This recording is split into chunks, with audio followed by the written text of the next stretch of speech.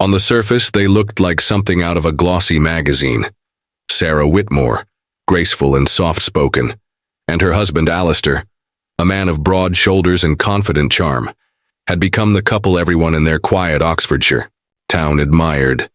At summer garden parties, people whispered about how lucky Sarah was, how Alistair adored her, how his hand always rested lightly on the small of her back, as if she were made of glass. Online, their photographs glowed with curated perfection. Champagne toasts, ski trips, anniversary posts punctuated with red hearts, and yet behind closed doors, Sarah sensed something few could see. When the laughter subsided and the crowds dispersed, she often caught Alistair staring, not at her but through her. His smile never quite reached his eyes. A shadow lingered there, as though some private storm brewed behind the polished mask he wore so easily. At dinner one evening, their table bathed in warm candlelight, Sarah leaned into the glow, trying to meet his gaze. "You're quiet tonight," she said gently. Alistair's fork paused, then scraped against porcelain. "Just tired, love," he replied with a smile too rehearsed, too perfect. She returned the smile, but her chest tightened. Later that night, as the house fell silent and the hallway stretched before her like a tunnel into darkness, Sarah stood alone. Her reflection blurred in the window, her voice barely a breath. "What are you keeping from me, Alistair?" The question hung in the stillness, an unanswered echo waiting to unravel everything. The night after her whispered question, Sarah found herself restless, turning over beneath the weight of silence. Alistair's breathing was steady, deep. He slept easily, as if nothing in the world pressed upon him. She, however, could not quiet the gnawing unease that had begun to coil in her chest. A faint glow blinked across the room. His phone, left carelessly on the bedside table, lit up with a vibration against the wood. Sarah's heart lurched. She hesitated, fingers trembling as though reaching into fire. The message was short, sharp, and chilling. "We need to talk, don't ignore me, no name, no emoji, just demand." Her throat tightened. She placed the phone back quickly, terrified that even the air might betray her. Beside her, Alistair shifted, but did not wake. She lay frozen, staring into the dark ceiling. The words burned into her mind like a brand. By morning, the scene had dissolved into sunlight and the smell of coffee. Alistair stood at the counter, pouring her cup, his smile soft and familiar. "You look pale, my darling. Did you not sleep well?" Sarah forced a laugh. "Strange dreams, that's all." He kissed her cheek, warm, ordinary, tender. For a moment, she wondered if exhaustion had played tricks on her. Yet when she looked at him, so calm, so composed, the doubt only deepened. That night she slid his phone under her pillow, the screen dark against her cheek. She would wait. She had to. For 2 nights the phone remained silent, but Sarah's mind screamed louder with every passing hour. At breakfast she broke the silence, her voice light, almost playful. "You've been coming home late, Alistair. Burning the midnight oil?" He chuckled, spearing toast with easy charm. "Work doesn't sleep, darling. Besides, you wouldn't want me under your feet all day, would you?" His laughter filled the kitchen, but it rang hollow in her ears. He leaned over to kiss her temple, the smell of aftershave crisp and intoxicating, but Sarah caught herself flinching. Later that afternoon, her closest friend Imogen Kerr dropped by with a bottle of wine and her usual dry wit. Yet even Imogen, usually too wrapped up in her own chaotic romances to notice much, paused mid-sentence, narrowing her eyes. "You've got that look, Sar," she said, setting her glass down. "Like you're holding your breath." Sarah hesitated, then whispered, "I think he's hiding something." Imogen's gaze sharpened.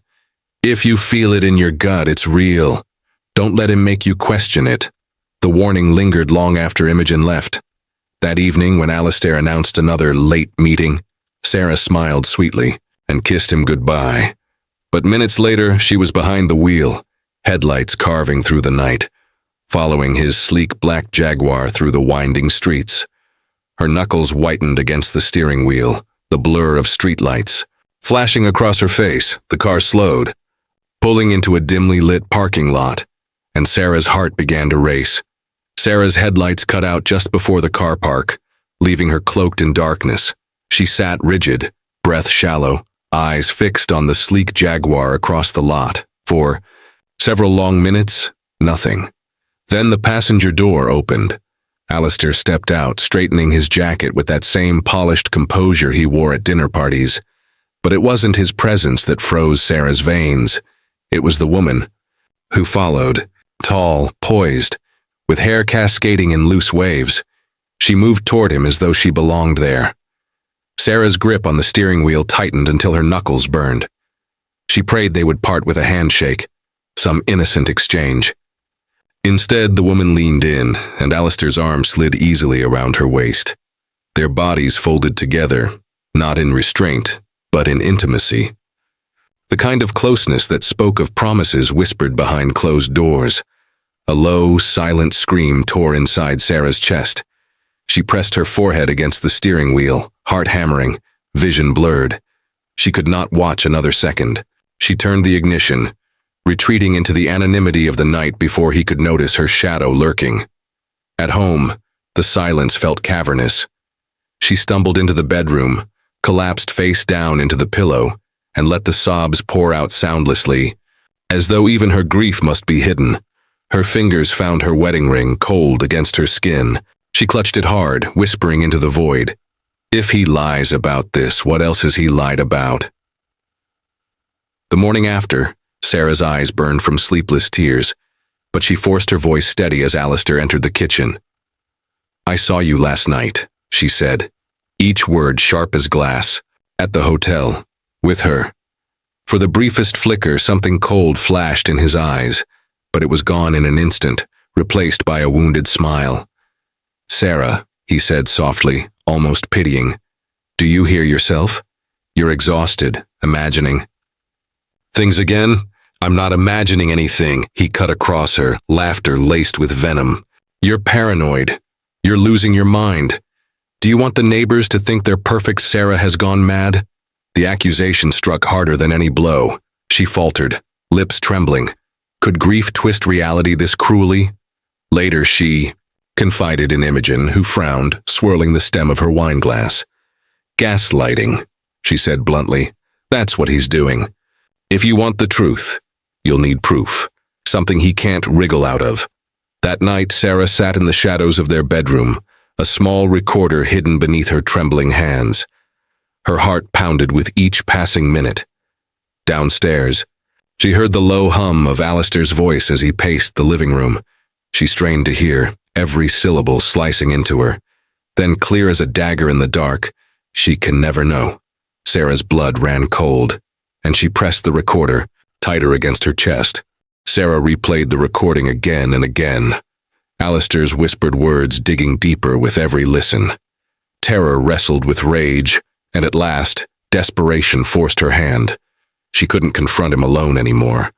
She dialed a number she'd found on a local helpline, her voice disguised as she spoke. "There's a man," she said softly, "and I think he's dangerous." The call landed on the desk of Detective Edmund Harris, a veteran officer whose silence unnerved even his colleagues. Harris had learned long ago that most truths reveal themselves if you wait long enough. He listened to Sarah's trembling account, anonymous but vivid. A husband, late nights, secret meetings, lies. He scribbled the name she finally let slip, Alistair Whitmore. Something stirred in his memory. Harris opened a drawer, retrieving a dust-coated file. Years ago, a case had crossed his desk. Financial irregularities, a young woman who had vanished without a trace, and whispers of a charming man at the center of it. The evidence had gone cold, but the name was the same. He pinned the woman's photo to the board, her eyes staring back at him, haunting. Slowly, he dragged Alistair's old file beside it, the papers curling with age. Harris leaned back, the dim desk lamp casting long shadows across his lined face. A thin, grim smile tugged at the corner of his mouth. "So you thought you buried your past, Whitmore," he murmured, voice low and steady. But the dead don't stay silent forever. Detective Harris's shadowy investigation had already begun, but Sarah remained trapped in the suffocating theater of her own marriage. One evening, while Alistair showered, she dared to open his study drawer. The laptop hummed awake, and within, moments her pulse roared in her ears, hidden accounts, offshore transfers, tens of thousands siphoned away under names she didn't recognize. Her hands trembled as she scrolled through withdrawal after withdrawal, the man she'd trusted with. Her heart and her future had been bleeding them dry. When Alistair emerged, toweling his hair, she could not hold back. "What is this?" she demanded, voice cracking, laptop screen thrust toward him. For a heartbeat, silence. Then his eyes hardened, the mask she knew so well dissolving into something feral. "You went through my things?" His voice thundered. Through the room, I had to know. "Who are you, Alistair?" He lunged closer, his face twisted with rage. "Without me, you're nothing. Do you hear me? Nothing!" His spit flecked against her cheek, the veins at his temple bulging. Sarah staggered back, heart hammering, the walls pressing in. This was no misunderstanding. This was danger incarnate.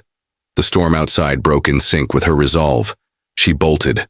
From the house, rain lashing her face, mascara bleeding down her cheeks as she clutched her coat around her trembling body.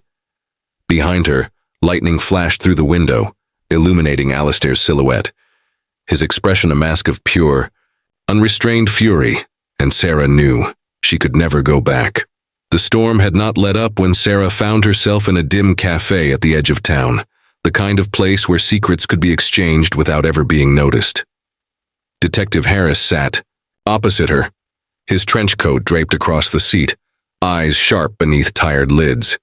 "You need to help me," Sarah whispered, sliding an envelope across the table. Inside, photocopies of Alistair's hidden accounts. Harris studied them silently, then nodded once. "This ties him to more than just fraud. There was a woman vanished years ago. I believe your husband knew her. If we stage the right moment, he'll reveal himself." Sarah's stomach churned. "And if he realizes what I've done?" Harris's gaze didn't waver. "Then you run, and you don't look back." That night, Sarah played her part. She left a folder on Alistair's desk, half real, half bait papers hinting at knowledge she shouldn't have. She retreated upstairs, feigning calm, though her pulse thudded like war drums. Minutes later, the sound of shuffling papers turned into the crash of a fist against the desk. Heavy footsteps ascended the stairs. Sarah's breath caught as the bedroom door creaked open. Alistair stood in the threshold, face carved into shadow, eyes narrowed with venomous suspicion. He took a slow step forward, lips curling into a smile devoid of warmth.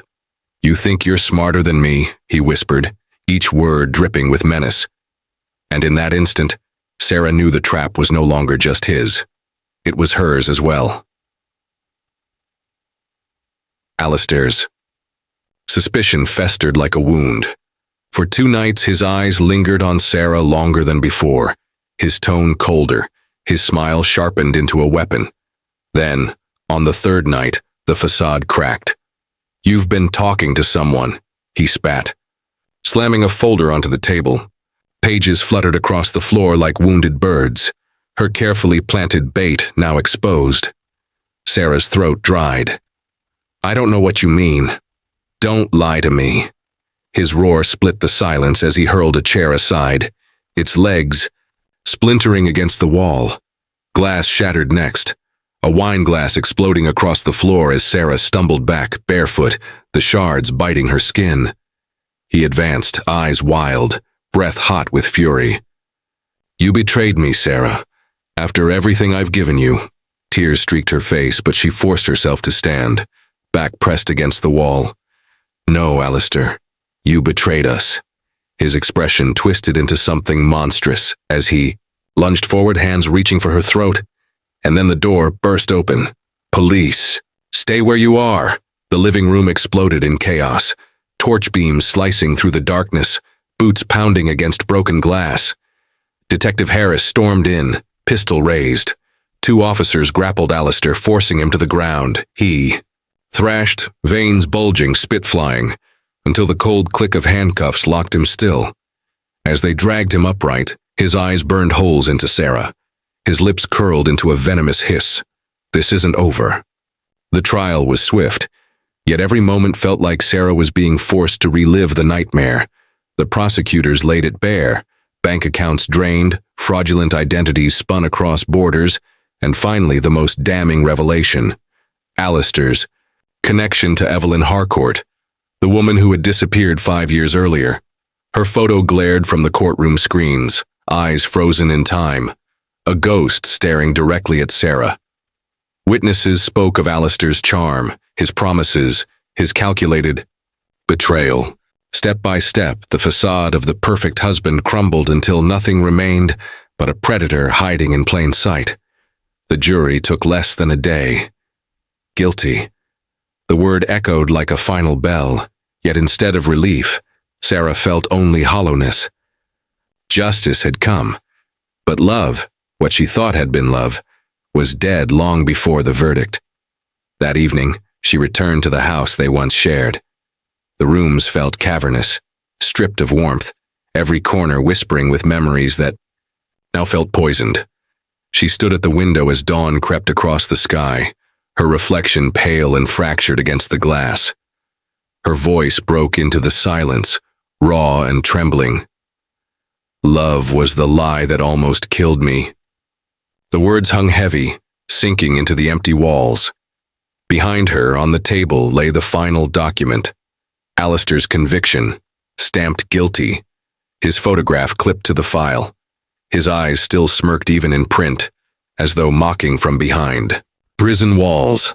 Sarah turned away from it, her silhouette fading into the rising light, fade to black.